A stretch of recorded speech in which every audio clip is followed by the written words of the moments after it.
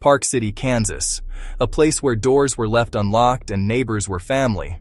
In the center of it all stood Dennis Rader. He was a pillar of the community, president of the Christ Lutheran Church Council, a devoted Boy Scout leader, a compliance officer who kept the streets orderly. To the world, he was a man of rules and morality. But inside his home, in the shadows of his basement, Dennis was working on his projects. While he was leading prayers on Sunday, he was stalking his prey on Monday. He wasn't just a neighbor, he was a predator hiding in the most boring place imaginable. January 15, 1974, the Otero family, 4 lives taken in a single morning. This wasn't just murder, it was a ritual. Rader didn't want to be a ghost. He wanted to be a legend. He wrote to the media, demanding recognition. He coined his own name.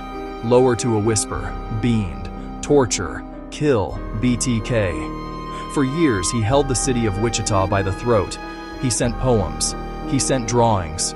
He feasted on the fear he created, turning an entire city into his personal theater of terror. How did he stay hidden for 31 years? The answer is as chilling as the crimes. He worked as an ADT security installer. People paid him to make them feel safe. They let him into their homes, showed him their layouts, and gave him the codes. He was the wolf hired to guard the sheep. Psychologists call it compartmentalization. Rader could flip a switch. He could be a loving father at dinner and a monster an hour later. He didn't have a conscience to bother him. He only had a factor X, his own name for the dark urge that drove him. Then, the monster went quiet. For over a decade, BTK vanished. The world moved on. Technology evolved, but Rader's ego remained frozen in time. In 2004, the media mentioned him again. Rader couldn't resist. He began sending packages again, but he was a 1970s killer in a 21st century world. He asked the police a question. "Can I be traced if I use a floppy disk? Just be honest with me." The police lied. They said no.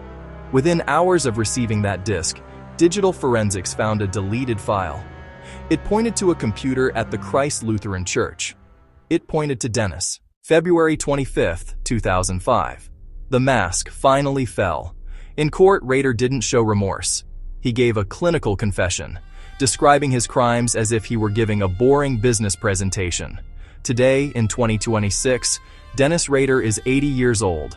He sits in a cell at El Dorado, serving 10 consecutive life sentences. But the story isn't over. As of this year, Rader is a prime suspect in multiple unsolved disappearances in Oklahoma and Missouri. The double life he lived may have been even more prolific than we ever imagined. Dennis Rader proved that evil doesn't always look like a monster. Sometimes it looks like your church deacon. Sometimes it's the man living right next door.